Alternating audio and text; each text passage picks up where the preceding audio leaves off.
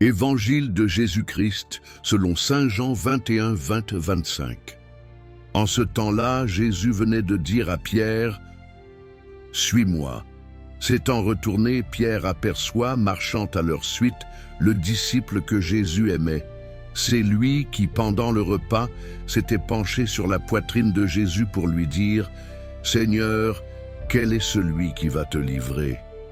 Pierre, voyant donc ce disciple, dit à Jésus, « Et lui, Seigneur, que lui arrivera-t-il » Jésus lui répond, « Si je veux qu'il demeure jusqu'à ce que je vienne, que t'importe? Toi, suis-moi. » Le bruit courut donc parmi les frères que ce disciple ne mourrait pas. Or, Jésus n'avait pas dit à Pierre qu'il ne mourrait pas, mais « Si je veux qu'il demeure jusqu'à ce que je vienne, que t'importe ?» C'est ce disciple qui témoigne de ces choses et qui les a écrites, et nous savons que son témoignage est vrai. Il y a encore beaucoup d'autres choses que Jésus a faites, et s'il fallait écrire chacune d'elles, je pense que le monde entier ne suffirait pas pour contenir les livres que l'on écrirait. Acclamons la parole de Dieu.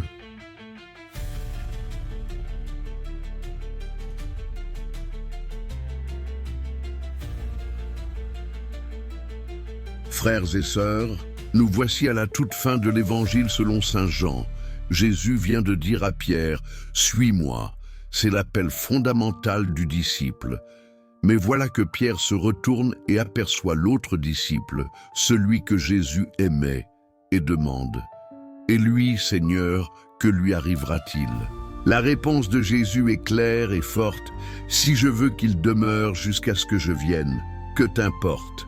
Toi, suis-moi. » En d'autres termes, Jésus dit à Pierre et à chacun de nous de ne pas se comparer, de ne pas regarder la mission des autres, mais de se concentrer sur notre propre appel, notre propre fidélité.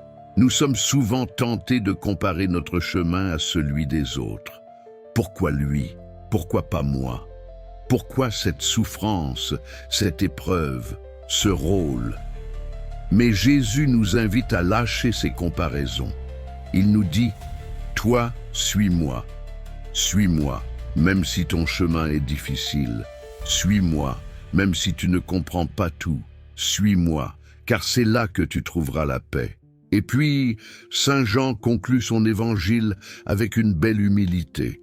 Il témoigne de ce qu'il a vu, il affirme que c'est vrai, mais il reconnaît aussi que Jésus a fait bien plus encore.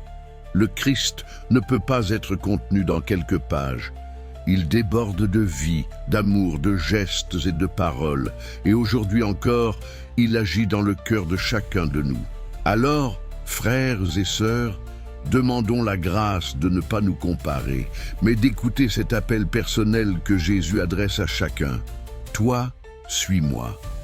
Car c'est dans cette fidélité humble et aimante que notre vie portera du fruit. Amen.